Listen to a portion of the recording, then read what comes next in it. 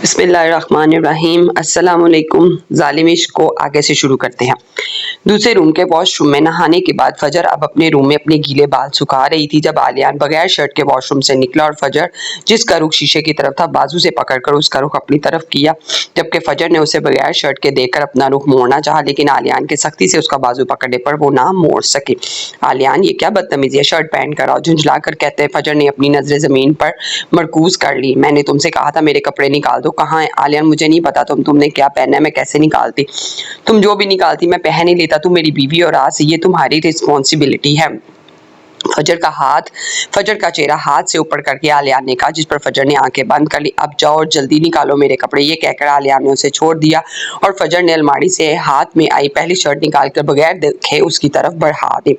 साद को पूरी रात हॉस्पिटल में रखने के बाद सुबह डिस्चार्ज कर दिया गया। परी भी रात को हॉस्पिटल में ही रुकी थी, जबकि उनके दरमियान जरूरत की बात के अलावा कोई बात नहीं हुई थी। घर आने के बाद परी सो गई थी क्योंकि हॉस्पिटल में वो ठीक से सो नहीं सकी थी। आलियान वॉशरूम से बाहर निकला तो फजर आबिदा बेगम से फोन पर बात कर रही थी, जो उसे रात के वाकये के बारे में बता रही थी।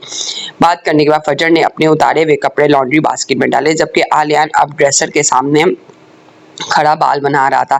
बाल बनाकर आलियान ने ब्रश रखा और फजर को बुलाया। यहाँ फजर जो बाहर जाने लगी थी आलियान की आवाज पर पलटी और आहिस्ता ऐसा कदम उठाती उस तक आई तो आलियान ने उसे दोनों कंधों से थाम कर अपने सामने खड़ा किया और झुककर ड्रेसिंग टेबल के दराज से एक डब्बी निकाली और फजर के बाल एक साइड पर करके इस डब्बी में से एक खूबसूरत पेंडेंट निकालकर, जिस पर एफ और ए लिखा था और बीच में हार्ट बना था जिस पर खूबसूरत डायमंड लगे थे, फजर की सुराहीदार गर्दन में पहना दिया। कैसा लगा? ये किस खुशी में?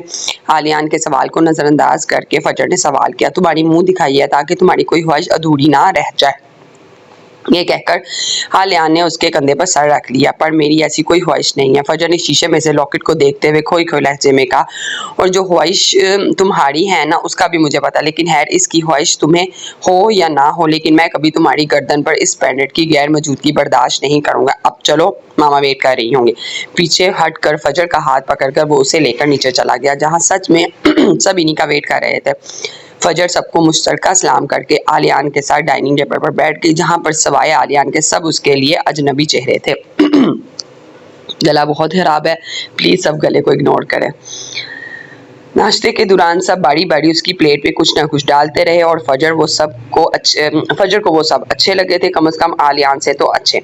परी नींद में थी जब उसे महसूस हुआ कि उसका हाथ किसी सख्त चीज से टकराया। परी ने हल्की सी आंख खोलकर देखा तो सख्त चीज जात का जख्मी बाजू था, जिस पर वो फौरन हड़बड़ा कर उठकर बैठी, जबकि साद भी अब दर्द से करा रहा था। आई एम सो सॉरी, मैंने जानबूझकर नहीं किया, मुझे नींद में नहीं पता चला।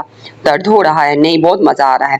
जल कर कहने के बाद साद ने अपने बाजू की तरफ देखा जहाँ जख्म अब रेड हो गया था। तुम तो चाहती ही यही हो कि मैं मर जाऊं और तुम्हारी जान छूट जाए, बट यू नो व्हाट, इस तरह से तो बिल्कुल भी तुम्हारी जान नहीं छूटेगी। ये कहकर साथ कमरे से बाहर निकल गया, जबकि पड़ी अब रोने वाली हो गई थी। मैंने कौन सा जानबूझकर किया था? सॉरी बोला तो है, पर नहीं, इसे तो इज्जत राज ही नहीं आती। पर मुझे क्या? पड़ी बस सिर्फ बड़बड़ा कर रह गई। रात को फजर और आलियान का वलीमा था, इसलिए फजर शाम में ही पार्लर चली गई, जबकि उसके साथ आलियान की बहन गई थी, जो फजर को काफी पसंद आई थी क्योंकि वो भी फजर की तरह ज्यादा बोलती थी, इसलिए फजर उसकी कंपनी को एंजॉय कर रही थी। फजर के वलीमे में जहाँ परी ने जाना था, अब वो साथ की वजह से नहीं जा रही थी।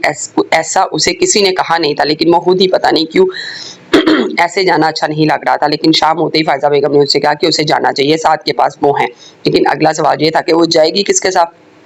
तो ये मसला भी दूर हो गया जब आबिदा भी का फोन आया और उन्होंने कहा कि वो ड्राइवर के साथ चली जाए, तो परी जाने के लिए तैयार होगी। पूरे वलीमे के फंक्शन में वो दोनों बारी बारी सबसे मिले और फजर परी से मिलकर सबसे ज्यादा खुश हुए। जहां बहुत से लोग उनके लिए नेक तमन्नाएं लेकर आए थे, वहां बहुत से लोग हसद का शिकार नजर आ रहे थे। और ऐसा क्यों ना होता, वो दोनों अलग ही परफेक्ट कपल रहे थे। फजर और आलियान स्टेज पर बैठे थे जब एक लड़की वहां आई और फजर को बगौर देखते हुए बोली, ओह, तो ये है जिसके लिए तुमने। इतना कहकर उसने नाक सिकोरी। बिल्कुल यही है मिसेस फजर Aliyan Shah, my beautiful wife. Aliyan फजर के गिर्द अपने बाजू हाइल करके बोला, जिस पर वो लड़की तन फन करती स्टेज से उतर गई, जबकि फजर उसे और आलियान को हैरत से देखती रह गई। फिर बोली, आलियान वो चली गई है, हाथ हटा लो। फजर आलियान के हाथ की तरफ इशारा करके बोली, जो अब भी उसके गिर्द हाइल था। हाँ, तो मैंने उसे दिखाने के लिए थोड़ी रखा था, जो वो चली गई है तो हटा लो। उसे तंग करने के लिए अपनी गिरफ्त आलिया ने और मजबूत कर दी। आलियान, छोड़ो, मुझे सब देख रहे हैं। फजर दांत पीस कर बोली, हाँ तो क्या हो गया, देखने दो। आलियान, तुम्हें जरा शर्म नहीं है? फजर तब कर बोली, नहीं, वैसे तुम सच में शाह थे? क्यों? वो ऐसा तो नहीं था, वो तो बहुत अच्छा और तमीज़दार था, तुम्हारी तरह तो नहीं था। फजर का कहना ही था कि आलियान ने फौरन उसे छोड़ दिया। तुम जरा सब्र करो, तुम्हारे शाह की खूबियों के बारे में तो मैं तुम्हें बताऊंगा, आलियान दांत पीस कर बोला। फजर ड्रेसर के सामने खड़े होकर अपनी ज्वेलरी उतार रही थी जब आलियान कमरे में दाखिल हुआ और फजर का रुख अपनी तरफ मोड़ा।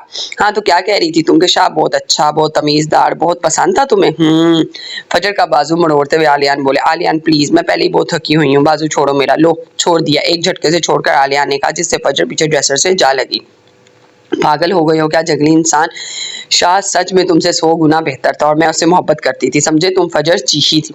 बड़ी मोहब्बतों के भूत चढ़ रहे हैं। ये कहते ही आलिया ने फजर का बाजू पकड़कर खींचता हुआ टेरेस पर लेकर गया और टेरेस की ग्रिल के साथ फजर को लगाया। अब कहो कि तुम्हें मुझसे, आलियान से इश्क है? आलियान तुम पागल हो गए हो क्या?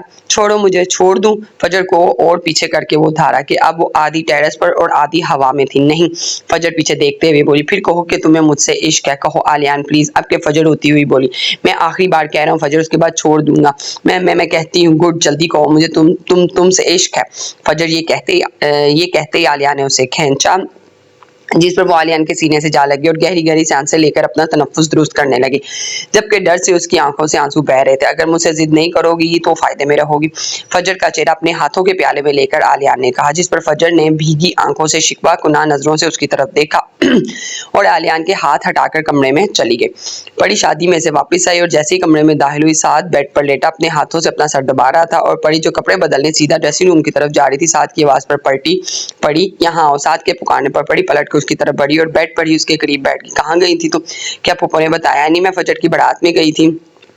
बताया था, लेकिन तुम मुझे छोड़कर क्यों गई थी? तुम ना जाती, साद ने चिढ़कर कहा। तुम्हारी तबीयत तो ठीक है, कैसी अजीब बातें कर रहे हो? हैरत से कहकर पड़ी ने बुखार चेक करने के लिए उसके सर पर हाथ रखा और गर्म माथा महसूस करके उसने हाथ हटाना चाहा तो साद ने उसका हाथ पकड़ लिया। प्लीज कुछ देर मेरा सर दबा दो कि बहुत दर्द हो रहा है। साद, लेकिन तुम्हें तो बुखार है, पहले तुम मेडिसिन ले लो। नहीं, बस मेरे सर में दर्द हो रहा है, बस तुम मेरा सर दबा दो। ये कहकर साद ने आंखें बंद कर ली। कुछ देर बाद उसे अपने सर पर किसी के नर्म हाथों का एहसास हुआ। कुछ देर उसे दबाते रहने के बाद परी ने बहुत आहिस्ता से पूछा, तुमने कुछ खाया है? मुझे तुम्हें मेडिसिन देनी है। परी के पूछने पर साद ने बंद आंखों से नफी में सर हिलाया तो परी उठकर किचन की तरफ बढ़ी और कुछ देर बाद हाथों में सूप लेकर कमरे में दाखिल हुई और सूप साइड टेबल पर रखकर साद को बिठाया और फिर सूप उसके सामने रख दिया और कहा, लो जल्दी से पी लो। परी के कहने पर साद ने आईब्रो उठाकर परी की तरफ देखा और फिर अपने हाथ की तरफ इशारा किया और चूंकि उसके दाएं हाथ पर पट्टी पड़ी हुई थी, इसलिए वो फायजा बेगम ही उसे खाना खिलाती थी। परी आहिस्ता आहिस्ता साद को सूप पिलाने लगी और फिर उसे मेडिसिन खिलाकर चेंज करने चली गई।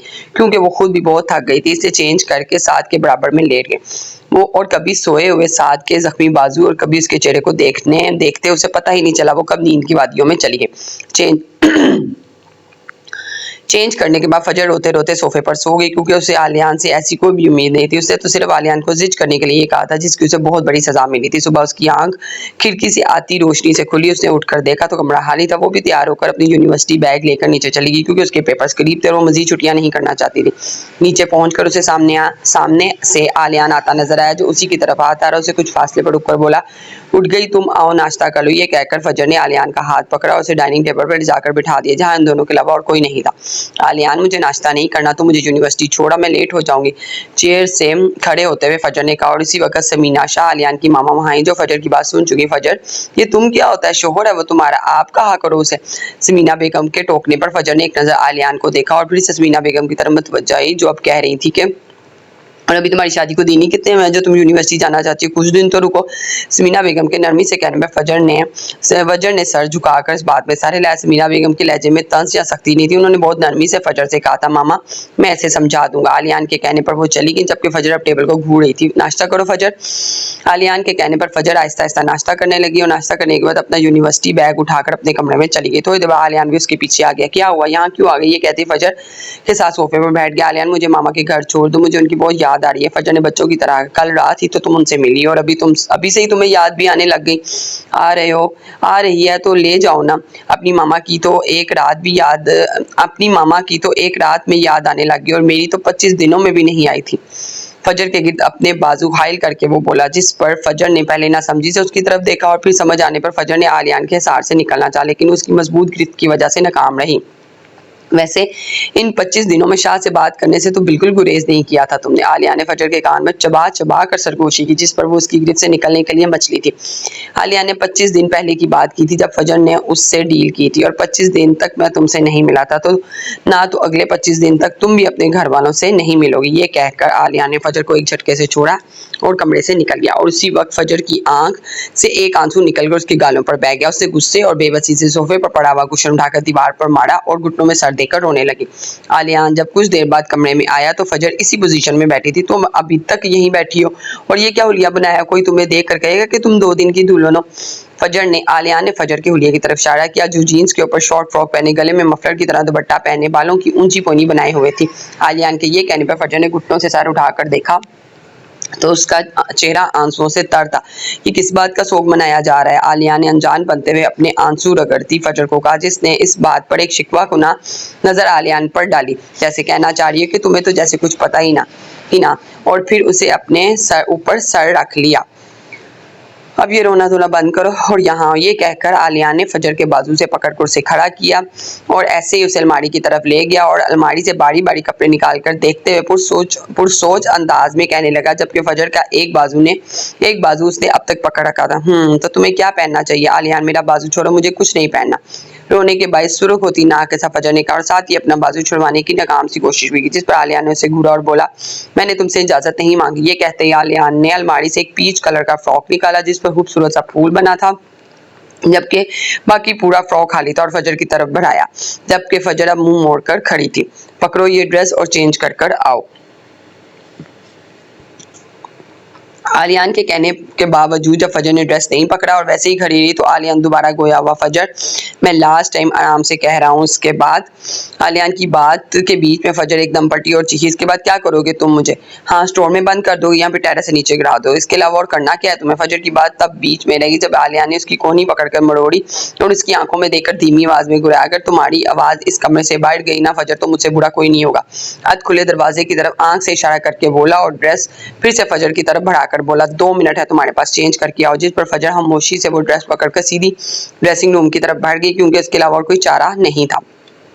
फजर जब चेंज करके आई तो आलियान कमरे में मौजूद था। उसका ऊपर से नीचे तक जायजा लेने के बाद उसने फजर की पोनी खोल दी, जिससे सारे बाल उसके चेहरे पर फैल गए। फजर के बालों को उसके चेहरे से हटाने के बाद आलियान बोला, वेरी गुड, अब तुम मुझे रोज ऐसे ही दिखो। अभी आलियान जी कह ही रहा था जब उसकी नजर फजर की गर्दन पर पड़ी तो उसके माथे पर बल नमूदार हुए, क्योंकि पहले उसने कॉलर वाला गला पहना था, इसलिए ये बात आलियान ने पहले नोटिस नहीं की थी। आलियान ने फजर की गर्दन पर गोल लकीर खींची और कहा, पेंडेंट कहाँ है तुम्हारा? आलियान के पूछने पर फजर ने गड़बड़ाकर अपनी गर्दन की तरफ देखा, जहाँ आलियान का दिया हुआ पेंडेंट मौजूद नहीं था, और बोली, वो शायद वॉशरूम में रह गया हो। ये कहते ही वॉशरूम की तरफ भागी और कुछ देर बाद वॉशरूम से पेंडेंट पहनने की कोशिश करते हुए बाहर निकली और ड्रेसिंग टेबल के सामने खड़े होकर पहनने की कोशिश करने लगी। और जब काफी कोशिशों के बाद वो पेंडेंट का हुक बंद करने में कामयाब ना हो सकी तो उसे अपने हाथों पर किसी के हाथों के लम्स का एहसास हुआ जो उसकी गर्दन के पीछे थे, और उसने दोनों हाथों से एक एक साइड की चेन पकड़ी हुई थी।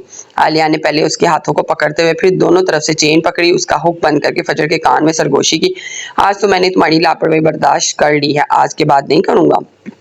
ये कहकर आलिया ने फजर की गर्दन पर बोसा दिया, जिससे वो करंट खाकर ड्रेसिंग टेबल से जा लगी और लंबी लंबी सांसें लेने लगी। आलिया उसकी हालत से महफूज होता और उसकी जानिब बढ़ा और टेबल पर उसके दोनों तरफ हाथ रखकर उसके फरार के सारे रास्ते बंद कर दिए, जिस पर फजर को अपनी ही सांसें रुकती हुई महसूस हुई। आलिया ने हाथ बढ़ाकर फजर के चेहरे पर आई आवारा लट को अपनी शहादत की उंगली से फजर के कान के पीछे किया, जिस पर फजर ने अपने चेहरे को डर से हल्का सा झटका।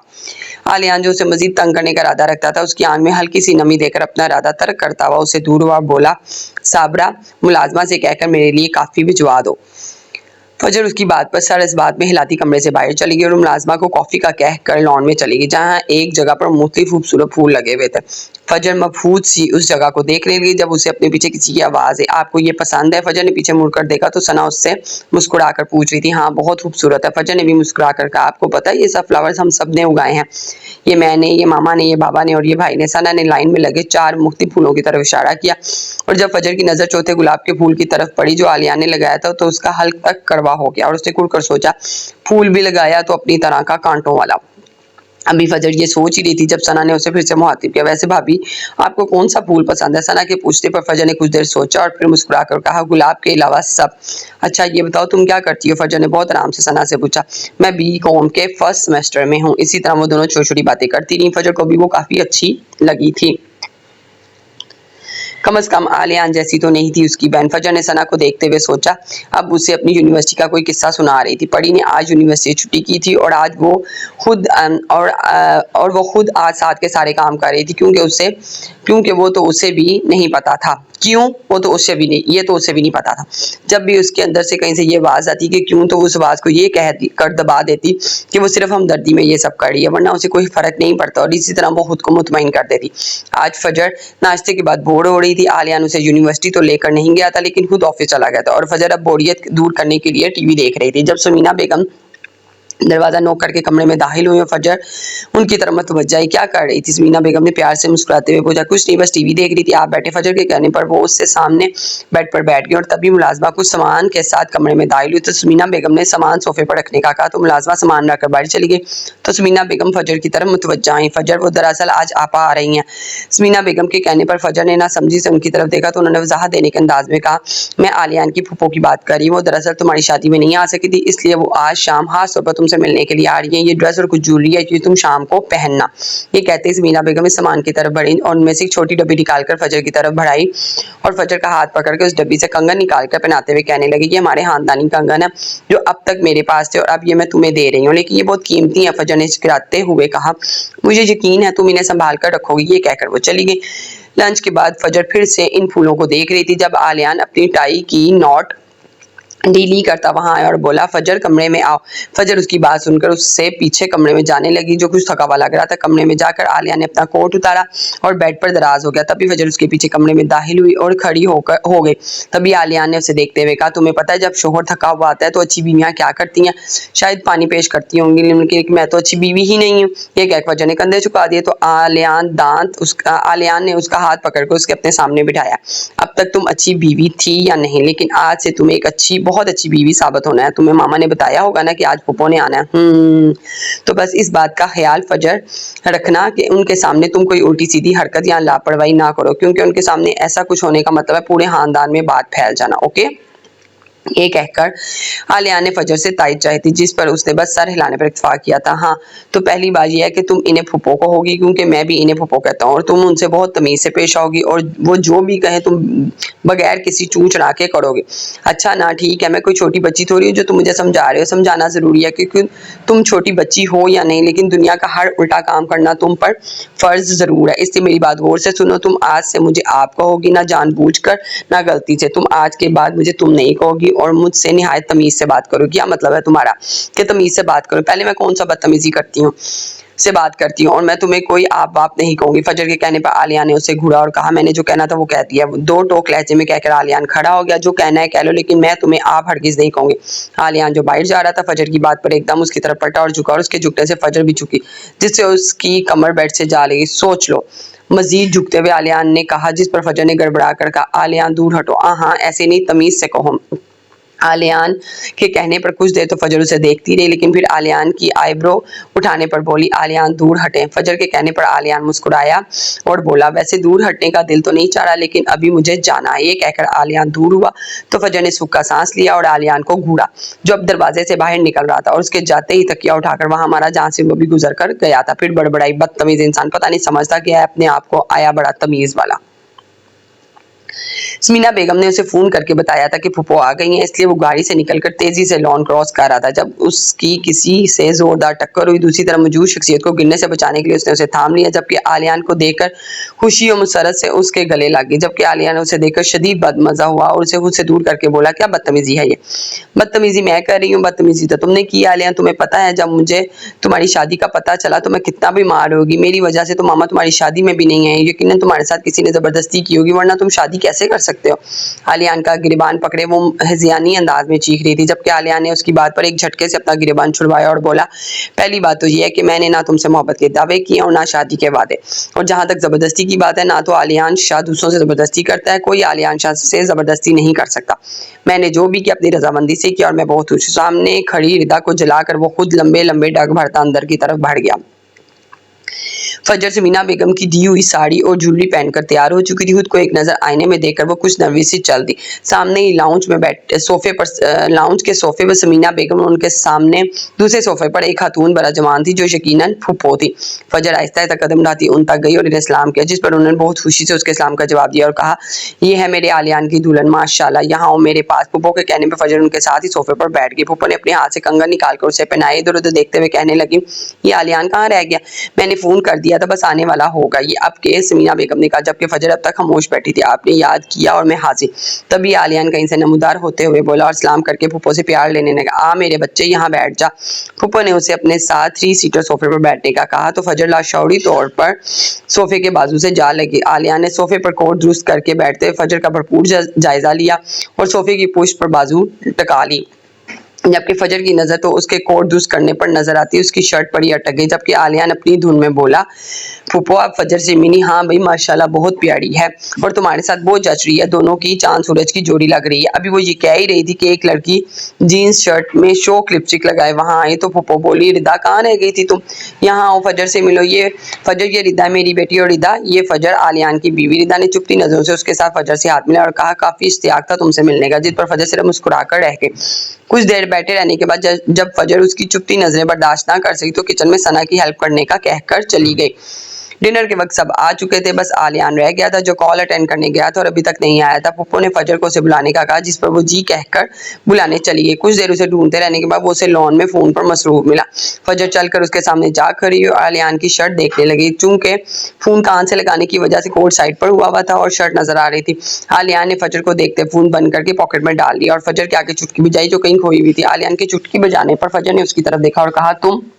लेकिन अभी फजर ने इतना ही कहा था जब आलिया ने उसकी तस्वीर की, आप शाम कहाँ से आए थे? फजर ने बगैर चूं चढ़ा के उसकी बात मान ली और ना चाहते हुए भी सवाल किया, जिस पर आलिया ने उसके गिर्द बाजू हाल करते हुए कहा, मीटिंग अटेंड करके आया था। आलिया ने बताने पर फजर ने फिर सवाल किया, किस किस्म की मीटिंग? आपकी? आलिया ने मुस्कुराया और फजर की नाक दबाते हुए बोला, तुम्हें पता है इस वक्त तुम बिल्कुल टिपिकल बीवी लग रही हो। ये मेरे सवाल का जवाब नहीं है, कहकर फजर ने आलियान का कोट साइड पर किया और फिर से आलियान की शर्ट को देखने लगी। Obviously business meeting. आलियान के कहने पर फजर ने उसके कोट के बटन बंद किए और बोली, श्योर श्योर। आलिया ने फजर के चेहरे पर आई लट कान के पीछे करते हुए कहा तो फजर ने गहरी सांस भरी और कहा, सब हमारा वेट कर रहे हैं, चलें चलो। फजर को छोड़ते हुए आलिया ने कहा तो फजर अंदर की तरफ चल दी तो आलियान उसके पीछे चलता हुआ सोच लगा, उसे क्या हो गया है? कोई मजाहमत ना कोई गुस्सा। शाम के वक्त पड़ी साद के लिए कॉफी लेकर आई और साइड टेबल पर रख दी, जबकि साद वॉशरूम में था। पड़ी कॉफी लेकर जाने लगी। जब साद का साइड टेबल पर पड़ा मोबाइल बजा तो पड़ी उसकी तरफ मुतवज्जो हुई, जहां पर सनाया कॉलिंग जगमगा रहा था, जिसे देखकर पड़ी का दिल किया कि वो फोन उठाकर दीवार में मारे कि तभी वॉशरूम का दरवाजा खुला और साद बाहर निकला, जबकि फोन अभी भी बज रहा था। तुम्हारा फोन बज रहा है, ये कहकर पड़ी जाने लगी। जब साद ने टॉवल से बाल सुखाते हुए कहा, हाँ प्लीज पकड़ा दोगी?